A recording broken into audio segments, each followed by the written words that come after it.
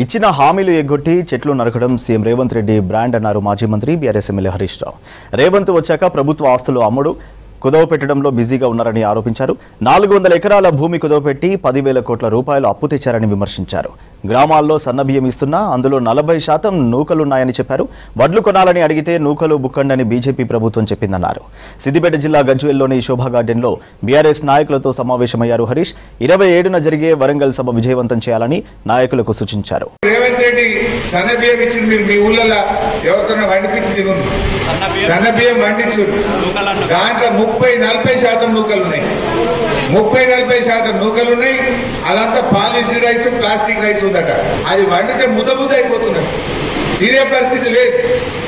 రేవంత్ రెడ్డిని కాంగ్రెస్ ప్రభుత్వాన్ని నేను ఉత్తమ్ కుమార్ రెడ్డిని కోరేది ఒకటే, నూకలు లేకుండా కేసీఆర్ గారు ఎట్లయితే గురుకుల పాఠశాలలకు క్వింటాల్కు 350 రూపాయలు అదనంగా ఇచ్చి ఫైన్ రైస్ ఇచ్చిండో నువ్వు కూడా నూకలు లేకుండా క్వింటాల్కు 350 మిల్లర్లకు ఇయ్యి కడుపు నిండా అన్నం తినేటట్టు సన్న బియ్యం ఇయ్యాలని చెప్పి కూడా నేను డిమాండ్ చేస్తా ఉన్నా.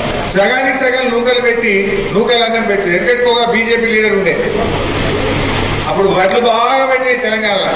యాసంగిలో బాయిల్ రైస్ తీసుకోవా ఎఫ్సిఐ కంటే ఆయన పీయూష్ గోయల్ అనే కేంద్ర మంత్రి అన్నాడు, మేము తీసుకో మాకు స్టాక్ ఫుల్ అయిపోయింది, గోడౌన్లు నిండాయి మేము బియ్యమే కొన్నాను. అరే నువ్వు కొనకపోతేనే మొత్తం యాసంగి పంట మేము బియ్యం పట్టిస్తే అంత నూకలు అవుతాయి, మేము బాయిల్ రైస్ అయితేనే నూకలు కావాలి మనమంటే ఏమి తెలంగాణలో నూకలు బుక్ నేర్పింది అన్నాడు. వాళ్ళేమో వడ్లు కొట్టరా అంటే నూకలు బుక్ అన్నాడు ఏమో బీజేపీ. ఇక రేవంత్ రెడ్డి ఏమో సన్న బియ్యం పేరు మీద నూకలే పంపుతున్నాడు. ఒకడు నూకలు బుక్ అంటాడు, ఒకడు నూకలు సప్లై చేస్తున్నాడు. నువ్వు బియ్యం ఇస్తావా, సగం నూకలు పెట్టావా? రేషన్ షాపుల్లో ఇలా సగానికి సగం నూకలు ఉన్నాయి. వానకాలం రైతు బంధు వచ్చినాదే ఎంత 9,000 కోట్లు.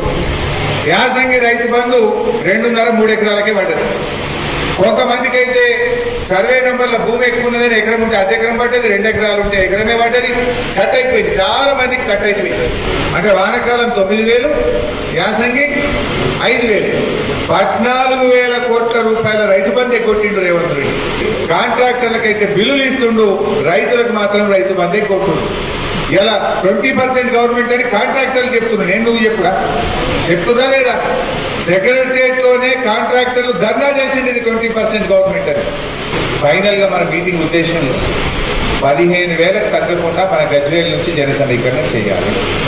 దానికి అవసరమైతే ఒక బస్సులో 50 ఎక్కువ, 70 ఎక్కువ, 80 ఎక్కువ. పెద్ద దూరం కూడా ఏం లేదు, మంచిగా మాట్లాడుకుంటూ పోవచ్చు రావచ్చు బండ్లో.